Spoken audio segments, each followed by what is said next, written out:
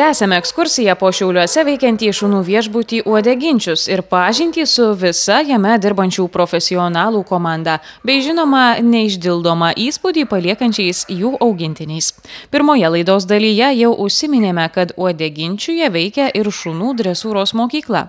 Tad arčiau ekranų pasikvieskite savo keturkojus bičiulius ir susipažinkite su aukščiausios klasės profesionalu, ne tik visoje Lietuvoje, bet ir daugelyje užsienio šalių žinomų ir labai gerbiamų šunų dresuotojų, nacionalinės kategorijos dresūros teisėjų ir atrodo tikrų šunų užkalbėtojų Uodeginčiaus dresuotojų Alfonsu Dauskurdžiu. Šuo, kaip aš sakiau, turėtų daryti tai, ką nori jo šeimininkas. Kitaip tariant, kiekvienas šeimininkas atvežęs šunį į mūsų dresūros mokyklą, mes iš anksto aptariam niuansus, tą, ką gali šuo daryti, tarkim, šioj amžiaus grupiai. Taigi, mažo šuniuko niekada nemokinsi. Ta, ką gali saugę šuo, kaip aš mėgstu sakyti, nemokinsi 2 metų vaiko dirbti su kompiuteriu. Čia lygiai ir tas pats, mažo šunelį nemokinsi daryti, ką gali saugę darbiniai šunės.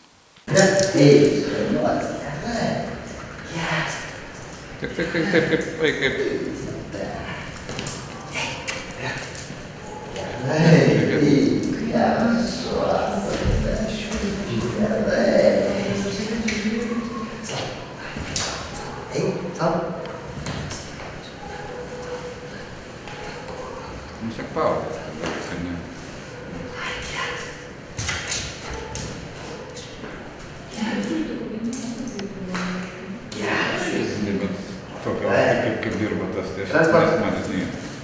Bet čia yra tai daro. Metodą paprastą. Bet taip kaip yra pasiduosi, kas yra po 2-3 šūdus, čia dalyvauti. Ir tai dar jiems atviras visą pažiūrės. Greta.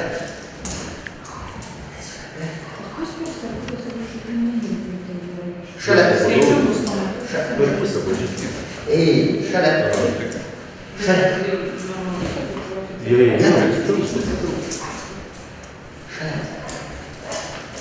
Nu, toks tam prapočia pralysti. Greta.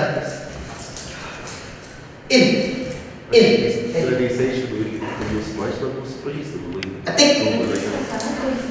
Viskas tas. Tiek, kad Guli.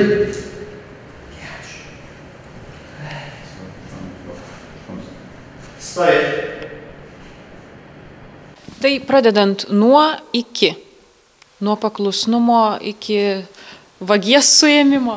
Šiaip ir tai galima padaryti netgi įvairios paieškos. Galima daiktų paiešką, jeigu žmogui tas yra reikalinga, kas dažnai atsitinka, sakykime, ir medžioklių metu pameta piniginės, pameta telefonus, tai šunė šiuo atveju gali pagelbėti.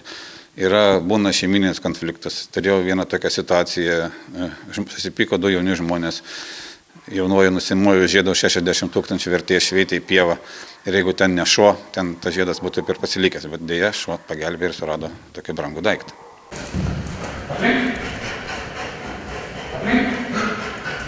čia visas komandas yra už.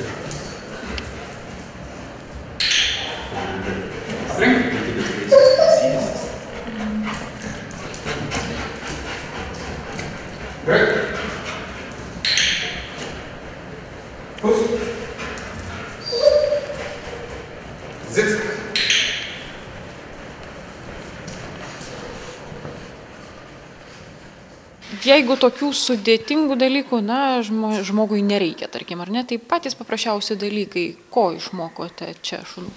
Kaip aš mėgstu sakyti, kiekvieną save gerbinti šuo privalo mokėti atsisėsti, atsigulti, atsistoti ir visų svarbiausia, tai yra po pirmos komandos atbėgti pas savo šeimininką. Tai yra pati pagrindinė komanda. Jeigu, sakykime, šuo nėra valdomas, jisai nepribėga prie šeimininko iš ten kokio 25 karto pasikvietus, tada jokia tolimesnė dresūra praktiškai nėra įmanoma. Ir kaip čia viskas vyksta? Ar šeimininkas pats turi atėjęs dirbti su šunimi, ar gali palikti tiesiog jums ir jau jūsų jau užsiimsite? Na, kaip mėgsta sakyti verslininkai, kiekvieno šeimininko pageidavimas mums yra įstatymas. Galima ir palikti ir šuniuką, sakykime, man, ir aš jį mokinu, galima tai šuniuko mokymą įtakoti per šeimininką. Kitaip tariant, aš mokinu šeimininką, o šeimininkas mokina savo šuniuką. Matėme ir girdėjome net komandas ne tik lietuviškai. Ir tai yra ne šiaip savo. Kodėl, kokio lygio visas tas šou, kurį mes matėme? Šiaip, čia aš naudoju tarptautinės vokiškas komandas, vien todėl, kad kai nuvažiuoji stažuotis kokį nors seminarą, sakykime, ir tarkim kokią Suomiją ar panašiai ir Vokietiją, ir reikia aš šuniu kalbu lietuviškai, tai tas, kas veda tą seminarą, sako, ką tu jam sakei. Tai dėl to tas, kad būtų lengviau, yra, kad kiekvienas teisėjas galėtų žinoti, ką pasakė, sakykime, figurantas savo šeimininkui. Plac. Štai. Super. Zit. Super. Tarnauk. Šiai tarnauk. Plac. Gerai. Verskis. Plac. Gerai. Miegok. Plac.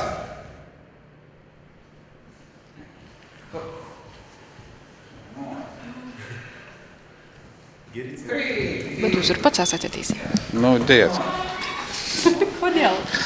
Ne, tai yra daug metų, ilga čia, kaip sakyti, 30 metų stažą per įvairių seminarų, sakykime, prizmę, per įvairių varžybų prizmę. Ta prasme, pakilau iki teisėjo lygio. O apskritai, kokia jūsų patirtis yra dresūros? Kiek jau metų jūs tame? Tai, principė, kiek atsimenu, aš jau tiek šunis ir dresiruoju. Tai, kitaip tariant, kažkur pirmas mano įspūdis yra kontaktas su šuniu, kai man buvo kažkur apie 2 metus. Tai vat, nuo tada, galima sakyti, prasidėjusias mano karjerą, tai jau virš 35 metų jau.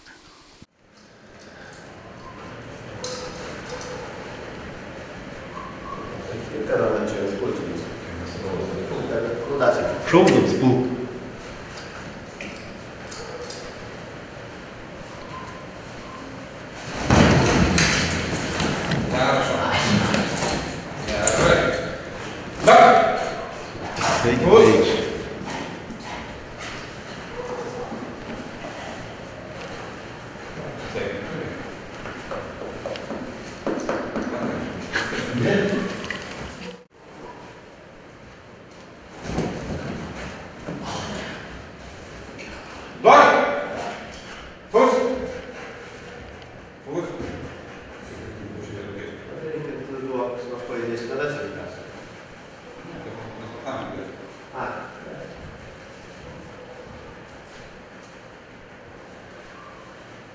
Čia jokios komandos, kur dėlėm rankom ir bandom pakuoti su dašom. Duok! Pusk. Gerai. Pusk, kažkaip.